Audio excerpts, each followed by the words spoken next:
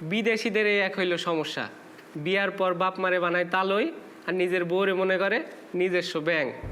আর বউ কি করে, টাকা পয়সা সব লুটে বুটে খাইয়া আরেকজনের সাথে ভাগে। নাম? তাবাসুম। স্যার বিদেশ থাকে। কত বছর?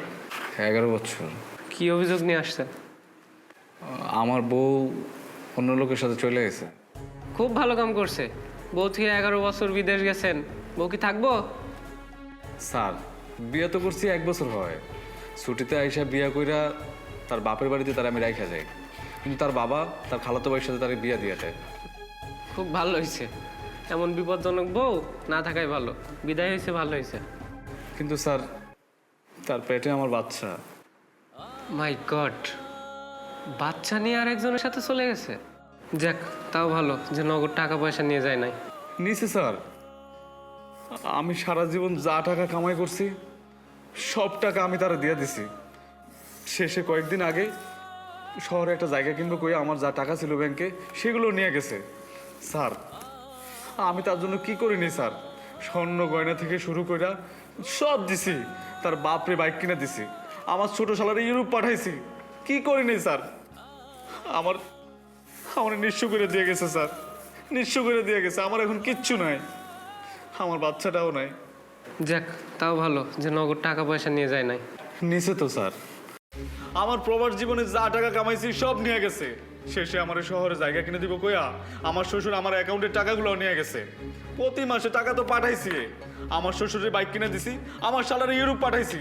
তারপরও তারা একটা বার আমার কথা ভাবলো না, আমার নিঃস্ব করে দিয়ে গেছে স্যার।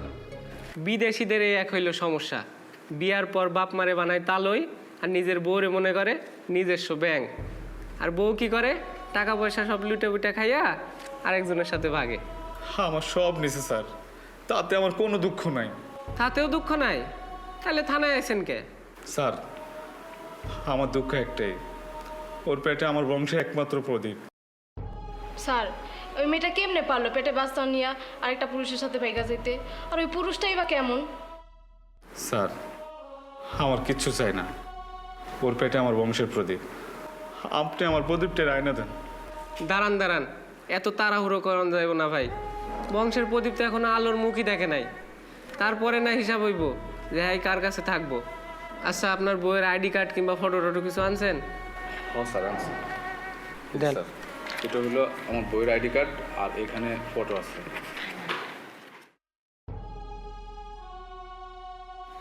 আচ্ছা ঠিক আছে, তাহলে আপনি যান, আপনার বউরে খুঁজা তারপরে আপনার খবর দিব। হ্যাঁ আমি যাবো না স্যার, আপনার ওরে খুঁজে আনেন। ওরে খুঁজে না আনা পর্যন্ত হ্যাঁ আমি যাবো না। দেখেন, অভিযোগ দিয়েছেন, অভিযোগ নিছি, এখন আপনার বউরে আনবো, তারপরে আপনার খবর দিব। আর এখন যদি আপনি মনে করেন যে বসে বসে মশার কামড় খাবেন, তা খান, সমস্যা নাই। চলো ভাইয়া, আসো আসো আসো।